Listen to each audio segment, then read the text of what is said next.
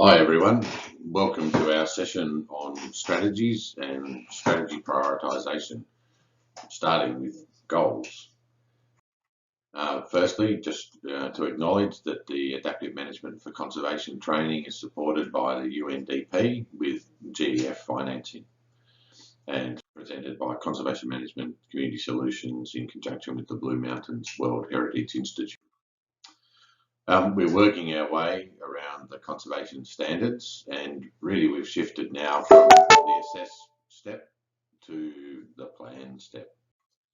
And particularly we're focusing on this first part, goals and strategies. And really the large part of this session is about strategies, but in order to get there, we're going to recap the work we did earlier with goals. So we've done a number of things already in the assess step. We've got our project area of scope, vision, we've got our targets, we've decided which ones are, how healthy our targets are, and how we're going to know that. So we've identified indicators and attributes. We've figured out our threats, we've looked at our situation and decided where we might need to think about creating change. So this gives us all the material we really need to start making a good plan. Firstly, setting out the outcomes we want to achieve, the goals, and then what are the strategies we'll use to get there.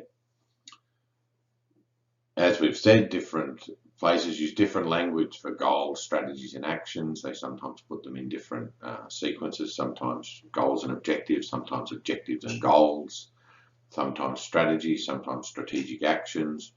Really just use the language you're comfortable with to place yourself in the hierarchy. What we're trying to understand here is the outcomes we want to achieve. So that's what we're using for goals and objectives. Goals for targets, objectives for threats, and strategies are what are we going to do, our activities to get there. So a sort of simple example, I might have a goal that I need to provide dinner, so that's my outcome. I'm able to provide for my family.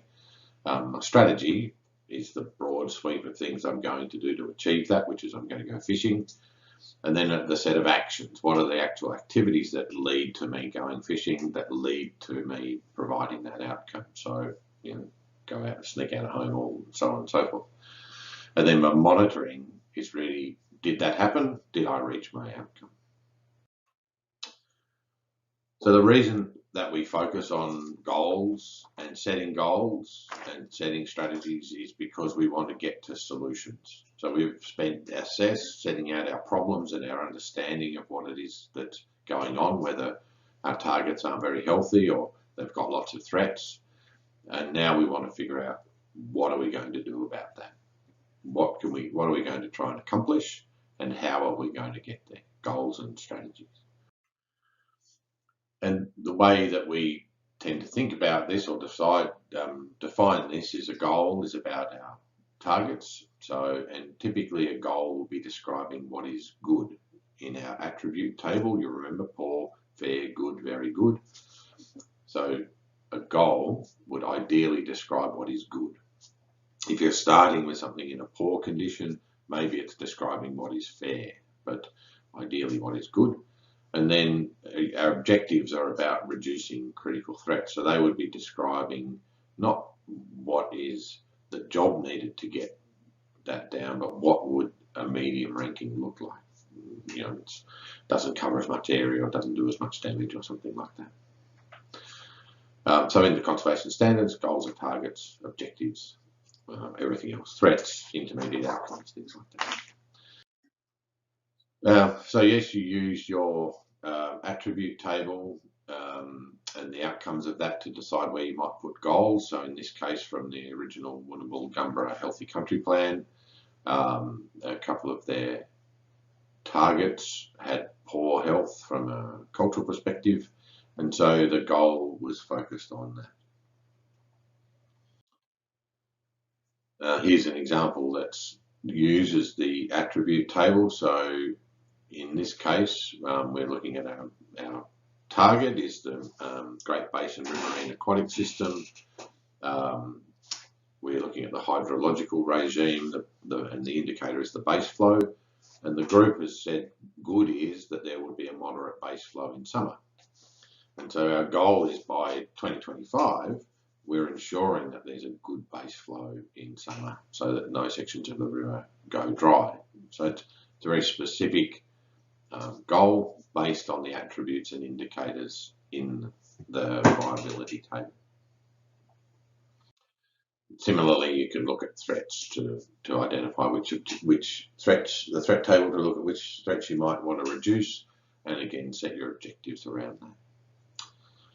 The other thing that we want to do is make sure that the statements are very clear. So in this instance, instead of, for instance, we might have started with a simple statement, reduce impacts from cattle grazing, which sounds fine, but it's not very specific. It's not smart, specific, measurable, and so on. So we might change that to make it more date specific. So between 2012 and 2017. So in this date range, now maintained in this instance isn't a verb. It's something to have maintained. So we could also say there is.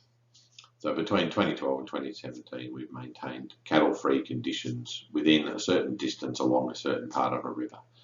And that's our goal. And we think if we achieve that, that will reduce the threat and improve the viability. We want to really try and set some good goals before we get too busy discussing strategies, because we need to know what the strategies are aiming at. And so it's good to be clear about the goals we're trying to achieve so that we can think about the strategies that will help us get there. If we can't really decide on measurables, then it's okay to use things like to be determined or I don't know inserted in your goal statement, and then it's finding the answer becomes one of your early tasks, becomes a research priority. We also want to avoid words like protect, just because it's not very clear what's intended.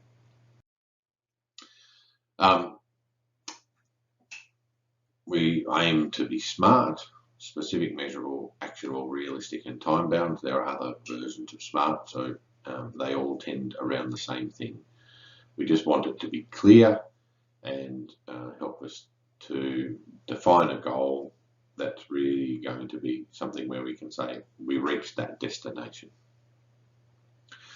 So really think about using the information you've already got to come up with good, clear, smart goals, define those well, and then you're able to move across to thinking about strategies. And strategies is really where we get busy, where we think about doing things. So we're still in the plan section and really thinking about doing that work. And this is where we can also be creative and really think about problem solving. But the key point of this step is to think about what we might do and then to do a simple evaluation to see whether from the list of things that we might do, there are some that really stand out as being effective. So we're going to identify some strategies and then we're going to evaluate them. So why are we doing this and who should be involved? So it's already the start of the actual plan. It's the start of the work part of the plan. As we've said, goals and strategies together are the key to getting us to solutions. It's good to do this with the core planning team. One person can do it, but you need more people, get more ideas. It's useful to have someone who's good at thinking about solutions, good at problem solving, because you might need to think creatively about that. And it's important to really test this with your implementers, the people who are going to put this into place. So the people who do the work on the ground, because they're good at understanding whether something is feasible, can it be done? So we want to ask, what do we need to do to achieve our goal or objective? And there's really sort of three main courses of action that a strategy might take: restoring a target, making it healthier; reducing a threat, making it smaller; or capacity to do one of those two things. And a strategy and an action can sometimes sound like the same thing, but a strategy is like a collection of actions. So it's a broad umbrella term to describe a set of specific actions. So revisiting that idea that there are three types, if this is a very simple, results chain. So you've got your target on the right-hand side, you've got your threat of agricultural runoff, and so you've got a couple of different types of strategies here. So one, mitigation, where we want to actually reduce the threat. So the threat is agricultural runoff, so we're going to have a strategy to try and make that threat smaller so that the trout have got a better chance of survival. The other path we could go, and you might do both, is to put more trout in. So even if there is bad agricultural runoff, there are enough trout there to actually do the work. And then a third set of things you might need to think about are strategies around capacity building. So building your team, your knowledge, community, whoever you're working with, to do either of those two things. And complex projects and problems will likely require more than one strategy. So in the case of the trout, you probably need to do both. We need to restock and we need to try and reduce runoff. So in the example here, where you've got some threats to a reef system, you're going to do four things: demonstrate alternatives, change policy, communication, and set up an alliance to make it work. So there are four different strategies, all aiming at solving the same problem. When you're thinking about strategies, try and be action focused. So rather than just a category of things like certification or education or intervention or control, be a bit more specific. What's the actual thing you're going to do? Try and be specific about who, and then try and put enough description in it so that it's clear. Now, if you're using Marathi, you can put a really long description in the detail section. But if you're just writing on sticky notes or just working in a community setting, at least come up with a descriptive enough name that everybody knows exactly what it is that's intended. That will also help you to better evaluate that strategy. What are good strategies? So good strategies are ones that focus on key interventions in your situation analysis.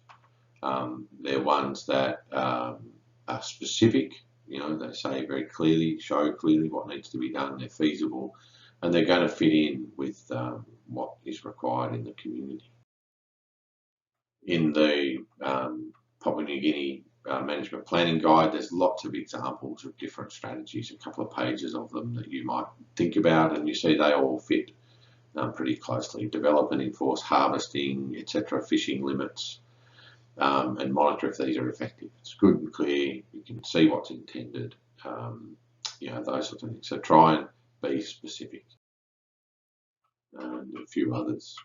So if you're looking for ideas, and there's plenty of ideas in the conservation standards material as well. Finally, once you've kind of brainstormed a lot of them, you need to try and sort them out. And we have a simple rating scale that we use. There are more complex ones that you can use as well, and you might think about it as a sort of a main filter and then a more detailed filter. If the main filter works and lets you identify one or two things that you can go with, terrific. But if you do the main filter and you still have a really long list, maybe you need to go to a more complicated assessment process to try and really tease out which ones are going to be better. So the simple one that we use just has impact and feasibility, and these are defined. The high, medium, low has a definition, and so it's really about to what extent will the strategy help me reach my goal by itself, or won't really help at all. And feasible, is it likely to be achievable with the staff that I've got, the resources that I've got, community support, and so on. And really, as you can see, no strategy is rated higher than the lowest rating it gets. So even if your potential impact is very high, If the feasibility is low, then the overall rating is low. And you go through your list, see what you can find. It doesn't mean that you won't do some of the mediums and lows. You might look at them and say, well, this has got a very high impact, but a medium feasibility. Can I change it so that the feasibility becomes higher? Or it's got a really high feasibility but a low impact. Can I change it so that I can increase that impact? So don't just do it once and then move on. Have a bit of a think about how you can improve those strategies.